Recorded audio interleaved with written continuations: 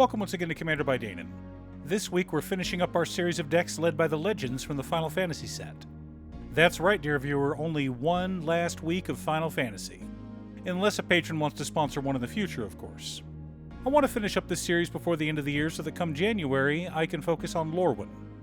Leading today's Bracket 3 deck is Kain, Traitorous Dragoon.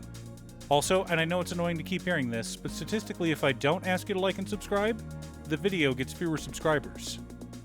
Kain, Traitorous Dragoon is a 3-mana 2/4 legendary human knight who has flying during our turn. Additionally, whenever Kain deals combat damage to a player, that player gains control of Kain. If they do, we draw that many cards, create that many tapped treasure tokens, and lose that much life. Okay, let's cover the lore a little bit. Kain grew up with Cecil and Rosa, the two main characters of Final Fantasy IV. Kain was always jealous of Cecil because of the attention the king showed the young orphaned boy. He was also in love with Rosa, and though the three of them became friends, that seed of jealousy grew into something dark in his heart. That darkness made it easy for Golbez to control Kain. Kain betrays Cecil not once, but twice throughout the game. Which is why control of Kain keeps bouncing around between different players. Now, we want Kain to attack every single turn. And we'd prefer if he doesn't attack us. We also want ways to bring him back or even keep him on the battlefield. So with that in mind, let's take a look at this fun Group Slug Bracket 3 deck. But before we get to our deck list, a quick word from our sponsor, Ultimate Guard. One of my favorite products Ultimate Guard has is their Xenoskin Sidewinder. The Sidewinder has a soft microfiber lining, as well as the rugged Xenoskin shell we've all come to love. While the Sidewinder isn't a new product, they are now available in the beautiful two-tone Synergy series, like this blue-red one seen here. Find it if your local game store carries Ultimate Guard products, or click the link down below to order yourself one from Amazon. In order to build a functional commander deck, you need lots of different pieces, which is why I try to rely on my handy-dandy checklist. 50 mana sources, usually split between 37 lanes and 13 pieces of ramp, 10 pieces of card advantage, 8 to 10 pieces of spot removal, 2 to 3 board wipes, 2 pieces of graveyard hate, and 1 sudden I win card. Oh, one more quick announcement before we get started. I'm streaming on Gaming with Danon as well as Twitch. Sometimes I'm building commander decks, other times I'm playing Final Fantasy XIV, but you're always welcome to pop in and talk about Commander. Honestly, about half my streams are talking about manga, anime, or Commander. Our land base consists of Homeward Path, Bajuka Bog, War Room, and 34 Swamps. Pretty basic, I know, but that's fine. Sometimes you just need lands to cast spells.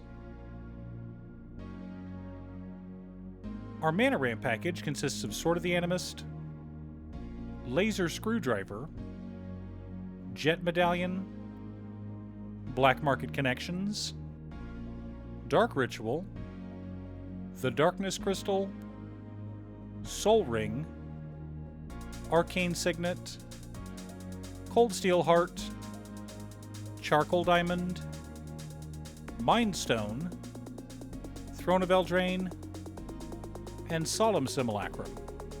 Lots of mana rocks, some cost reducers, and some land ramp. Just what you'd expect from a mono black deck. For card advantage, we've got the One Ring, Demonic Tutor, Scrawling Crawler, Phyrexian Arena, Greed, Scheming Symmetry, Night's Whisper, Sign in Blood, Read the Bones, and Insatiable Avarice. A good mix of burst draw and consistent draw.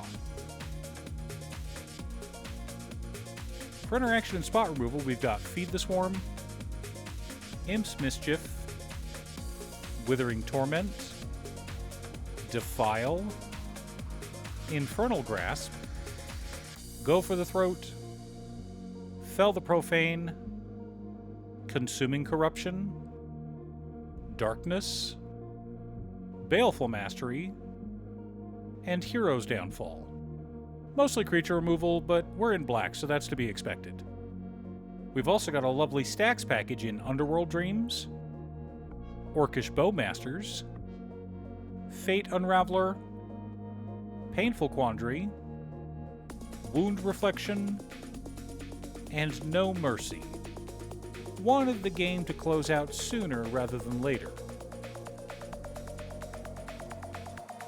Our board wipes consist of Toxic Deluge, Black Sun Zenith, Damnation, and Blood Money. I've been liking Blood Money more and more because it puts us far ahead on mana after clearing all the creatures out.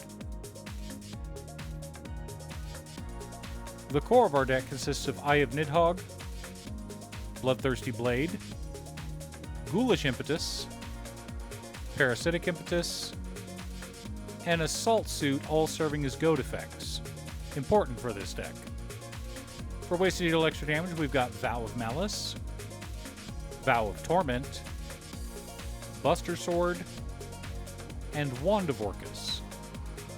To protect our commander, we've got Commander's Plate, Mithril Coat, Hammer of Nazan, Darksteel Plate, Agent of the Shadow Thieves, Fungal Fortitude, and Kaya's Ghost Form. Finally, for player removal, we've got Vorpal Sword, Howl from Beyond, and Tainted Strike. Now that we have our deck list, let's compare it to our checklist. 50 mana sources, split between 35 lands, 13 pieces of ramp, 1 MDFC, and our commander. 12 pieces of card advantage, counting our commander. 11 pieces of interaction. 4 board wipes. 1 piece of Graveyard Hate and Bojuka Bog. No sudden I win cards, but 3 ways to take out an opponent. From my understanding of the rules, and if I'm wrong, please correct me in the comments, but just because another player controls a creature doesn't mean they control the equipment attached to that creature. And only the owner of a permanent can activate that permanent. So we can activate Vorpal Sword whenever we feel like it. We don't even have to do anything. We just sit back and watch as Kain swings out at an unsuspecting opponent, and then all of a sudden the Vorpal Sword goes snicker-snack. Assuming we have the mana, of course. Now, I'm not sure how Sword of the Animist will work, but I think whoever's controlling Kain gets to fetch out a land. Which is fine. It means people will be willing to take a hit from Kain, knowing they'll eventually be able to take control of Kain, draw cards, make treasures, and even fetch a land. Which means there's a good chance they won't even block Kain. Which is where Howl from Beyond comes in. Oops, sorry, you died. Do you have a Kain Traitorous Dragoon deck? What about a deck led by one of the other legendary creatures from Final Fantasy? Leave a comment below. Thanks for tuning in. Once again, a huge shout out to my editor Cutestuff. I couldn't make these videos without her. If you'd like to hire her to edit your own videos, she can be reached at cutestuff.edits@gmail.com. Link is down below. If you're looking for ways to support the channel directly, you can head on over to patreon.com/Danon. You can have a video made or just ask for help building or tuning a deck list. I also wanted to give a quick shout out to all of my patrons: Waffles, Drya, Muffins, Marcus, Brett, Roxy, Alix, Borgie, Conga, Robert Pye, Kazaris, Patrick, Tiz, Art, Richard Sint, Boomy, Oscar, Justin, Golden Walker, Captain Hammer, Sleech, Mr. Salty, Daniel, and Zombie. You guys are awesome. I post new Commander Deck videos every weekday, so be sure to subscribe and ring the bell to be notified when new videos. Again, thanks for watching, and I'll see you all again next time on Commander by Danon.